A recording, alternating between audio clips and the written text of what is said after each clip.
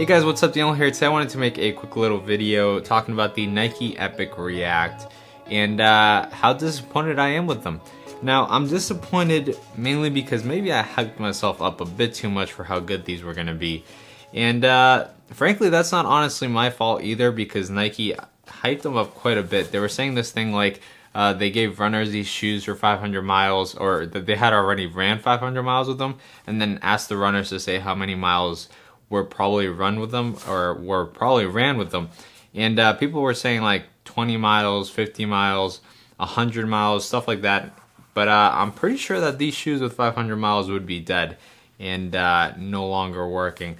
I ran a mile with these, and with just a mile, the bottom of this sole right here already scraped up quite a bit, which is kind of insane because right here with these Pure Boosts, which don't even have the Continental rubber, they've barely even scratched even a bit.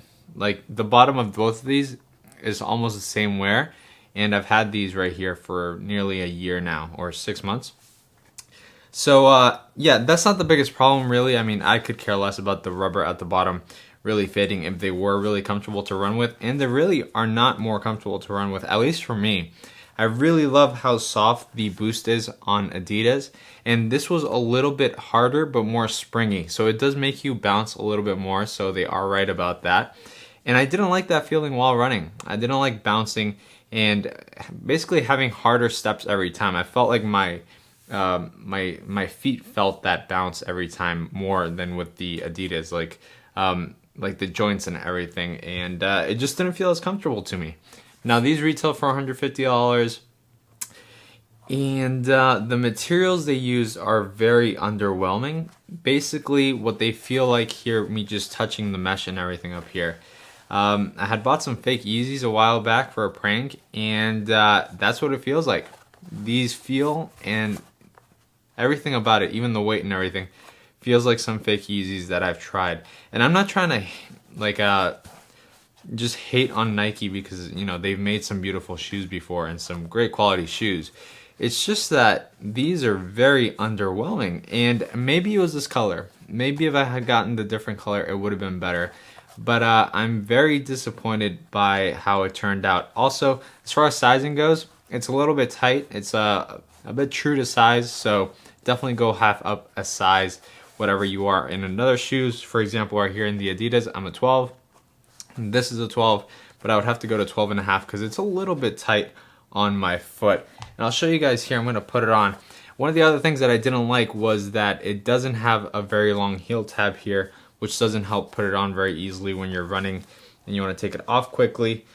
These don't have that either, but these aren't running shoes right here. Of course, the Ultraboost do. These are 150, Ultraboost are 180. Is it worth the difference? Yeah, actually, I feel like you should spend the extra 30 bucks on Adidas. But of course, if you like Nikes, then this is something that's very close. I do like the way they fit and stuff, and they look pretty good. I just don't think they look as good as Adidas as far as my foot is concerned, mainly because I do have a wider foot, and Nike has never really worked for me that well with my wide foot, but Adidas has done wonderfully. So that could also be one of the factors as to why they're not as comfortable. It's just because I have a wide foot. But yeah, go into these shoes with some caution. You can see them right there. They look nice, but they don't look as nice as they thought they would be. You can see some of the glue around there and stuff, and it doesn't look that great.